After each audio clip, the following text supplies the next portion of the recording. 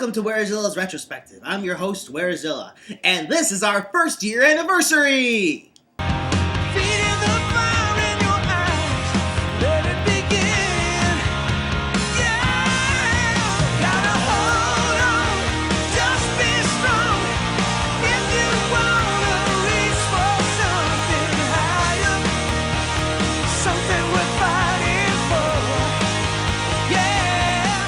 And to celebrate the occasion, let's go back to Transformers and Japan's perception of it. Back when I was starting out with retrospectives, I watched Japan's first exclusive Transformers series with Headmasters, which as we found out was one of the worst in Transformers fiction. The Autobots were horribly idiotic or just plain unlikable. Most of the Decepticons were tools that Scorponok played like a flute so he can hijack the fucking series, a complete disrespect to everything that came before, bad music, and a piss-poor plot that made me want to bash my brains out. So of course, when new toys were being released the following year, Takara made another show, Super God Masterforce. Yes, that was the actual title. The writers totally weren't compensated for anything with a title like that. And speaking of writers, we're already off to a bad start, as the head writer of this series was Masumi Kandeya, the lead writer of Headmasters. So you can imagine my joy at the fact that Takara didn't learn their lesson with Headmasters, indicating the writing was going to be as piss poor as last time. But before we get into the series, we have to see what was going on with the toy line so we know what to expect. The 1988 toy line saw two new gimmicks, Pretenders and Power Masters. Pretenders were Transformers with outer shells the robots wore to better disguise themselves. And the Power Masters were similar to Headmasters and Target Masters in that Nebulon turned into a crucial component for a Transformer. In this case, the engine. Now America and the UK had the Marvel Comics to portray these new characters, which include a new toy for Optimus Prime. Japan had Masterforce. Well, I guess we better start with the show's theme song.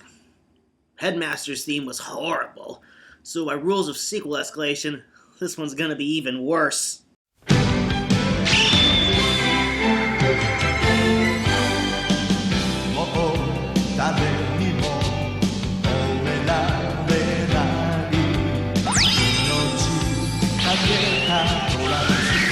Oh my god, this song isn't that bad. I mean, the lyrics still have nothing to do with Transformers, but at the very least it doesn't hurt to listen to it. However, this song does remind me of another song.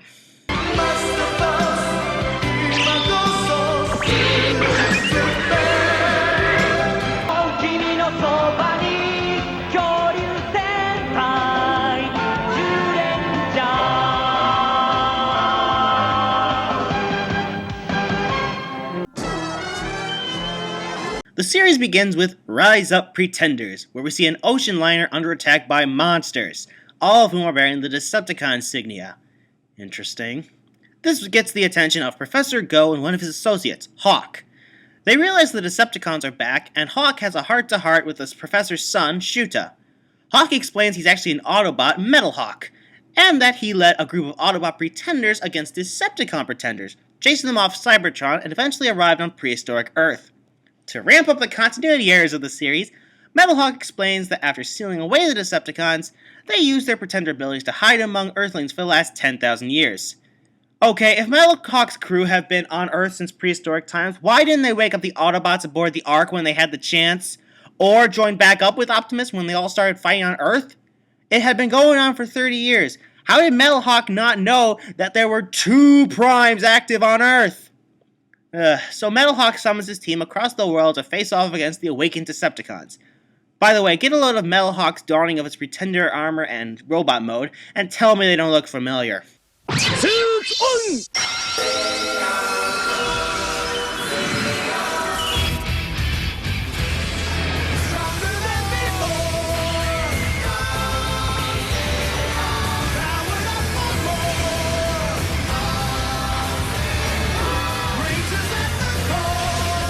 The Decepticons attack the city to lure out the Autobots, including the Seacons, which in this series are just mindless drones rather than the sentient combiner group in America, and the three Decepticon pretenders, Blood, Daros, and Gilmer. You're probably expecting me to start bitching about how the Autobots and Decepticons aren't acting like they should be, but this series has the Power Ranger excuse. What's the Power Ranger excuse? Well, if you'll recall, Power Rangers uses footage from Super Sentai to create new characters and story, hence the Rangers and villains of Power Rangers are not the same characters they are in Super Sentai. And the same rings true here. Autobots Lander, Diver, and Phoenix are not Landmine, Wave Rider, and Cloudburst. And the Decepticons Blood, Darrows, and Gilmer are not Bomber, Skullgrin, and Samaritor. So yeah, unlike that other show, the characters aren't actually acting out of character. Of course, Shuta is not the only human companion the Autobots get in this series, as in the next two episodes we're introduced to Cab, heir to the Karen Islands, and Minerva, daughter of the Monport ambassador to Japan. Shuta clearly crushes on Minerva, and Cab also crushes on someone, but depending on the episode, it's either on Minerva or Shuta. Oh, in addition to the ocean liner sinking in the first episode, where we see people die, Blood creates a bunch of zombies during these episodes, and in Cab's introduction episode, Blood attacks the professor's lab and kills him. Yes, we will not have humans parachuting away at last minute G.I. Joe style. Humans actually die in this series, and one of them is the father of one of the human companion characters, no less. The Autobots do get a new base in Japan once the professor's lab is destroyed, which leads into birth of the Headmaster Juniors. Metalhawk gives the kids things called master braces that allow them to transform into the heads of 3 new transectors, effectively becoming human Transformers. And once again, get a load of how they don their Headmaster armor.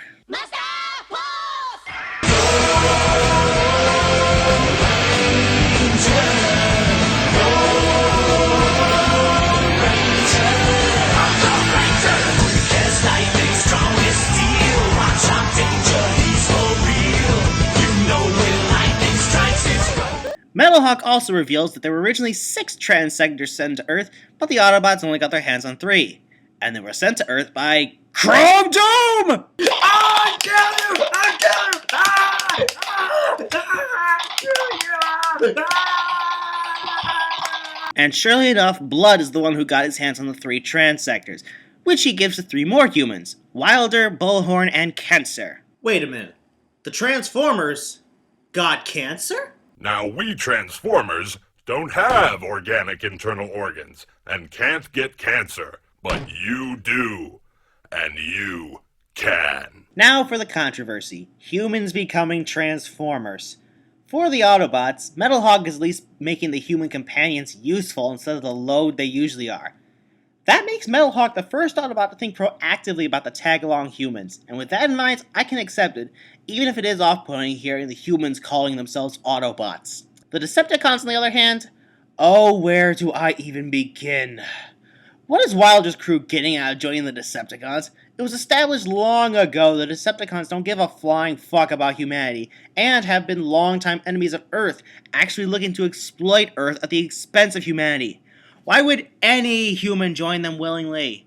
And yes, I say willingly because apparently they've been hanging out of the Decepticons' underwater base this whole time and gladly addressed themselves as Decepticons, following all of Blood's orders without hesitation. And yeah, it is true, these characters will get some excellent characterization later on, Wilder and Cancer especially, but that doesn't change the fact that they are completely stupid for not knowing the Decepticons are bad guys. And I mean with the characterization, as the next few episodes center around the new Headmasters' exploits, such as Minerva accepting being an Autobot, and Wilder getting revenge on a rival biker gang, as well as a bit where Ryder, in his robot body, kicks a puppy. Though admittedly it was kind of undermined by the fact that the dog's name was Piss. I wish I was making that up. Also, Blood tells the Headmasters about something called Choke-On Power, 3 energies of Earth, Man, and Heaven that they plan to take for themselves so humanity will no longer be able to exist, and use that power to take over the universe. If robots start using magic again, I'm gonna get pissed myself. The plot advances in The Super Warriors, the Godmaster Brothers, where Blood brings the Headmasters to a secondary base, and they get attacked by a pair of humans boasting to have Choke-On Power. This is Hydra and Buster, no relation to Buster Witwicky from the Marvel Comics, of course. And these 2 fashion disasters are their masters, Lord Giga and Lady Mega, who have been working with the Decepticons studying their Choke-On Power. Pretender でもヘッドマスタージュニアでもない。その方たちをはるかに超えたゴッドマスターだ。ゴッドマスター？だってオイラたちと同じ人間なのに。地球人を超え、宇宙の超ロボットをも超えた超進化生命体、それがゴッドマスターなの。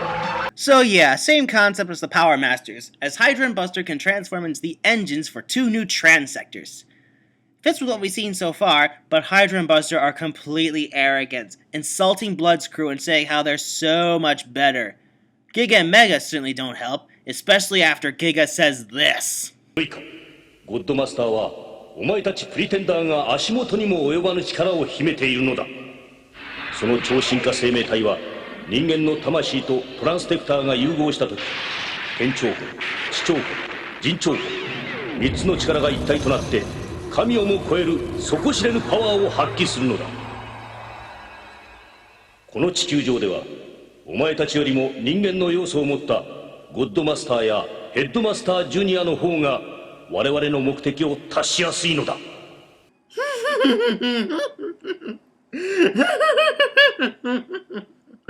If there is one thing that should never, ever be uttered in a Transformers show, it's that claim that humans are somehow superior to Transformers! I mean, my god, you could not have shoved fans away any more than saying that line of dialogue. Oh sure, Giga and Mega try to say it's nothing personal, and that they don't mean to offend them, but it's still incredibly racist against Cybertronians, the fucking title characters! Then again, Transformers has dealt with racism in the past before. Please, Galvatron. You can't lay one bad experience on the doorstep of the whole Quintesson race. Besides, how can you be so certain we are the ones who betrayed you? Well, you all do look alike.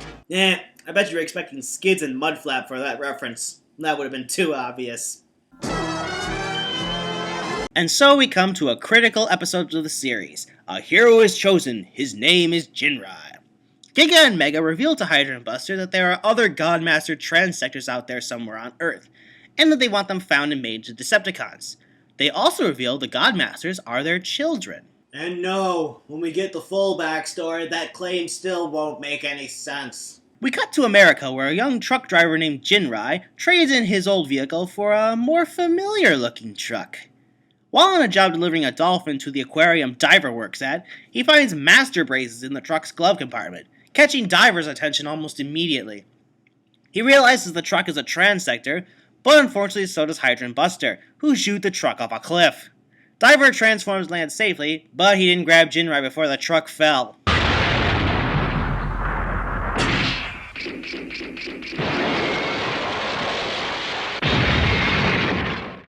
Well, they finally did it.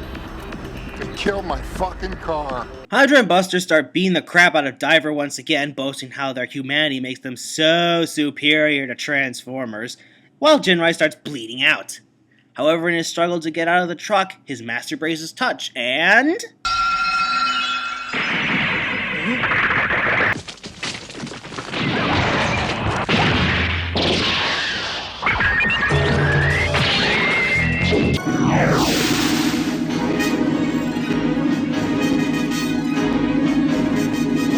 Optimus. I've done it! Optimus Prime lives! It's true. Our leader is back. Yes, Skylynx. And this time, no force in the universe can stop me. Nah, just kidding. Jin Rai finds himself unable to control his choke-on power, forcing Hydra and Buster to retreat. Jin Rai reveals to Diver he has no intention of fighting, however, as he much prefers the life of a trucker on the open road. However, his attitude quickly changes in the following episode, Jin Rai God on the Rage, when Hydra starts running trucks off the road in order to get to him. And of the 5 people he kills in these wrecks, 3 of them were Jin Rai's friends. Jin Rai goes looking for Hydra, and Hydra finds him, running him off the road again. Diver and Lantern show up, however, and give Jin Rai a hand, and when Metal Hawk and Phoenix show up, Hydra and Buster run away. Wait, didn't we just go through this? This even looks like the same location as the last episode. I guess this show just likes to repeat its episode climaxes. In the episode A Strange Friendship, Cancer and Minerva, Cancer is captured by the Autobots during a battle, and Metal Hawk and Jin Rai start interrogating him for info about the Decepticons. A little kid tied up in bed as 2 adults look over. This reeks of bad touch territory. Oh, no, Jin Rai, stop, please don't. Don't touch his face, you're making it worse. Minerva's a little nicer to Cancer, who then reveals the origin of the God Masters. Apparently all the God Master transectors fell to Earth years ago, 7 of which split off from the main body, which Giga and Mega are connected to. You see what I meant when I said Giga and claiming that the God Masters are his and Mega's children not making any sense? The offspring of the original transector? Okay, maybe, but Giga and Mega themselves? What, did Kendaya think the viewers were idiots? Anyway, Wilder and Bullhorn negotiate Cancer's release, but a fight breaks out in the process. However, Cancer has developed Stockholm Syndrome at this point, and convinces the Decepticons not to fight the Autobots for the moment, and the Autobots reluctantly let them go.